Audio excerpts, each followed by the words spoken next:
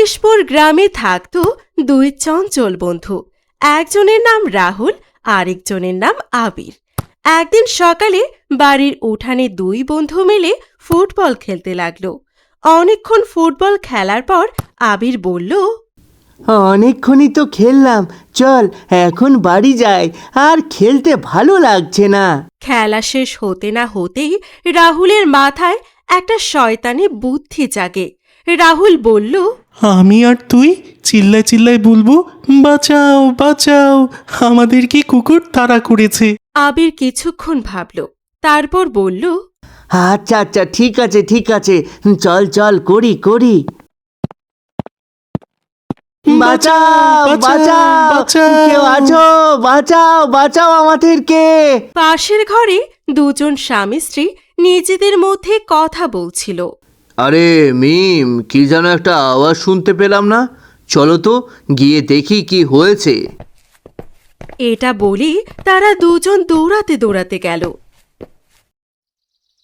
আরে রহিম ভাই, কিছু একটার আওয়াজ শুনতে পেলাম না মনে হলো, চলো তো গিয়ে দেখি। এটা শুনে তারা দুজনও দৌড়াতে দৌড়াতে আসলো। আর আসার পরে জিজ্ঞেস করতে লাগলো, বাবুরা, তোমাদের কি হয়েছে? তোমরা চিল্লাচ্ছ কেন? কই, আমাদের তো কিছু হয় নাই, আমরা তো এমনি চিল্লাইছিলাম। শোনো ছেলেরা, তোমরা যদি এইভাবে মিথ্যা কথা কইতে থাকো তাইলে তোমাকে উপর থেকে আমাকে বিশ্বাস নাই যাইব, তখন বিপদে কিন্তু তোমরাই পড়বা। এই জন্য বলি, ইয়ার কি ফাইজলামি কইরা কখনো মিথ্যা কথা কইবা না। এই বলে তারা সবাই নিজ নিজ ঘরের দিকে রওনা দেয় এবং সেখান থেকে চলে যায়। এভাবে দেখতে দেখতে কেটে যায় কয়েকটা দিন।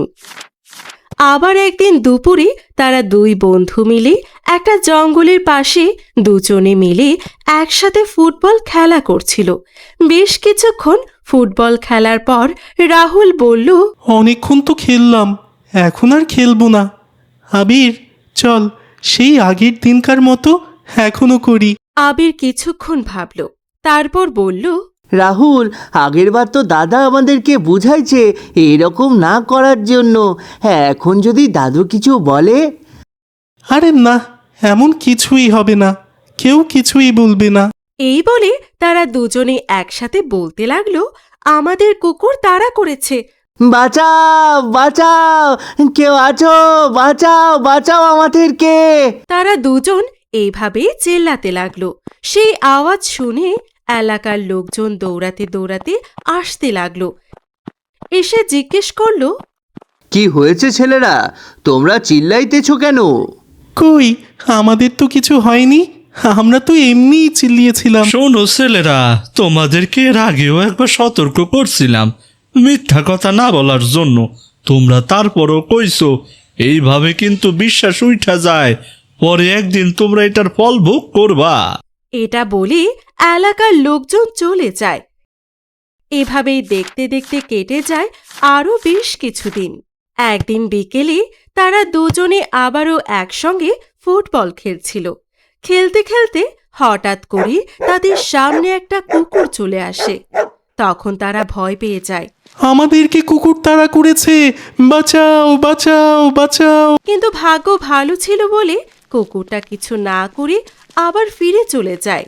রাহুল আবির ভয়ে চিৎকার করতে লাগলো, কিন্তু এবার তাদের আওয়াজ শুনে গ্রামের কেউ আসলো না। সবাই ভাবছে তারা মিথ্যা বলছে। রাহুল আর আবির ভয়ে দৌড়াতে লাগলো। দৌড়াতে দৌড়াতে একটা বাড়ির সামনে গিয়ে দাঁড়ালো। রাহুল ও আবির দুজনেই হাঁপাচ্ছিল। তাদের হাঁপানো দেখে একটা মহিলা তাদের দিকে দৌড়ে আসতে লাগলো এবং তার সাথে সাথে এলাকার লোকজনরাও চলে আসতে লাগলো। আমাদেরকে কুকুর তাড়া করেছে, আমরা সবাইকে ডাকছি, কিন্তু কিন্তু কেউ আসেনি। আমি তোমাদেরকে প্রথম থেকে সতর্ক করে আইতেছি, এরকম মিথ্যা কথা বইলো না, তারপরও তোমরা মিথ্যা কথা বলছো। এখন দেখো মিথ্যা বলার ফল কি হয়েছে। প্রথম থেকে যদি সত্য কথা বলতা তাইলে হয়তো আমরা ঠিক টাইমে তোমাকে কাছে পৌঁছাইয়া যাইতাম। আচ্ছা বাদ দাও, যা হবার হয়েছে, সামনে থেকে আর কখনো মিথ্যা কথা কইবা না। তাহলে আমরা এই গল্প থেকে কি শিখতে পেলাম? মিথ্যা কথা বলা যাবে না। যদি আমাদের এই ভিডিওটা ভালো লাগে তাহলে লাইক এন্ড সাবস্ক্রাইব করবেন। দেখা হচ্ছে পরবর্তী ভিডিওতে।